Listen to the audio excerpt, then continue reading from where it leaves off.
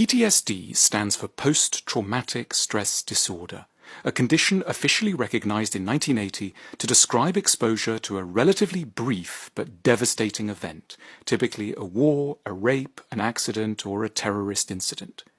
Complex PTSD, recognized in 1994, describes exposure to something equally devastating, but over a very long time, normally the first 15 years of life. Emotional neglect, humiliation, bullying, disrupted attachment, violence, and anger. A lot of us, as many as 20%, are wandering the world as undiagnosed sufferers of complex PTSD. We know that all isn't well, but we don't have a term to capture the problem. We don't connect up our ailments, and we have no clue who to seek out or what sort of treatment might help. So, here are 12 leading symptoms of complex PTSD. We might think about which ones, if any, apply to us, and more than 7 might be a warning sign worth listening to. Firstly, a feeling that nothing is safe. Wherever we are, we have an apprehension that something awful is about to happen. We are in a state of hypervigilance. The catastrophe we expect often involves a sudden fall from grace. We will be hauled away from current circumstances and humiliated, perhaps put in prison and denied all access to anything kind or positive. We won't necessarily be killed, but to all intents, our life will be over. People may try to reassure us through logic that reality won't ever be that bad, but logic doesn't help. We're in the grip of an illness. We aren't just a bit confused. Secondly, we can never relax. This shows up in our body. We're permanently tense or rigid. We have trouble with being touched, perhaps in particular areas of the body. The idea of doing yoga or meditation or breathing exercises, these things aren't just not appealing, they may be positively revolting. We may call them hippie with a sneer. And deeper down, they are, of course, terrifying. Probably our bowels are troubled too. Our anxiety has a direct link to our digestive system.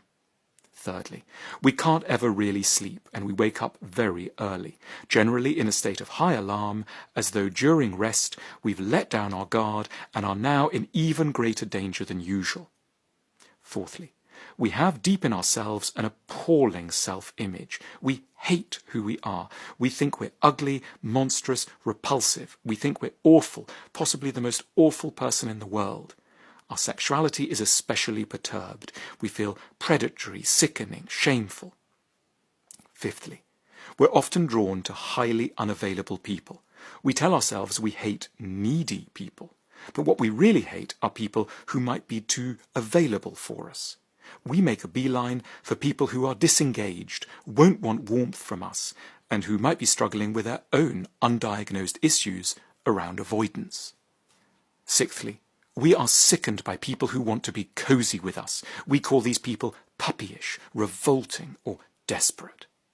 Seventh, we are prone to losing our temper very badly, sometimes with other people, more often just with ourselves. We aren't so much angry as very, very worried that everything is about to become very awful again. We are shouting because we're terrified. We look mean.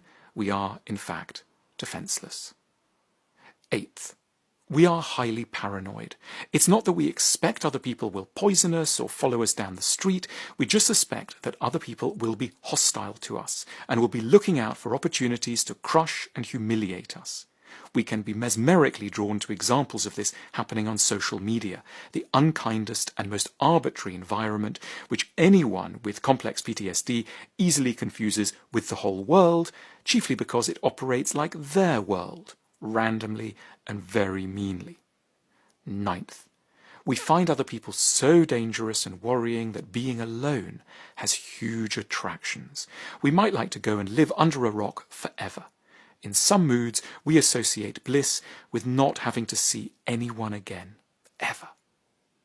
10th, we don't register to ourselves as suicidal, but the truth is that we find living so exhausting and often so unpleasant, we do sometimes long not to have to exist anymore. 11.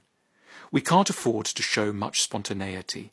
We're rigid about our routines. Everything may need to be exactly so as an attempt to ward off looming chaos. We may clean a lot. Sudden changes of plan can feel indistinguishable from the ultimate downfall we dread. 12. In a bid to try to find safety, we may throw ourselves into work, amassing money, fame, honor, prestige. But of course this never works. The sense of danger and self-disgust is coming from so deep within, we can never reach a sense of safety externally. 1,000,000 people can be cheering, but one jeer will be enough once again to evoke the self-disgust we have left unaddressed inside. Breaks from work can feel especially worrying. Retirement and holidays create unique difficulties. Those are the symptoms. So what is the cure for all these arduous symptoms of complex PTSD? Partly we need to courageously realize that we have come through something terrible that we haven't until now properly digested, because we haven't had a kind, stable environment in which to do so. We are a little wonky because long ago the situation was genuinely awful. When we were small, someone made us feel extremely unsafe, even though they might have been our parent. We were made to think that nothing about who we were was acceptable. In the name of being brave, we had to endure some very difficult separations, perhaps repeated over years. No one reassured us of our worth. We were judged with intolerable harshness. The damage may have been very obvious, but more typically, it might have unfolded in objectively innocent circumstances. A casual visitor might never have noticed. There might have been a narrative, which lingers still, that we were part of a happy family. One of the great discoveries of researchers in complex PTSD is that emotional neglect within outwardly high-achieving families can be as damaging as active violence in obviously deprived ones. If any of this rings bells, we should stop being brave. We should allow ourselves to feel compassion for who we were. That might not be easy, given how hard we tend to be with ourselves. The next step is to try to identify a therapist or counselor trained in how to handle complex PTSD. That may well be someone trained specifically in dealing with trauma, which involves directing enormous amounts of compassion towards one's younger self, in order to have the courage to face the trauma and recognize its impact on one's life. Rather touchingly and simply, the root cause of complex PTSD is an absence of love, and the cure for it follows the same path. We need to relearn to love someone we very unfairly hate beyond measure: ourselves.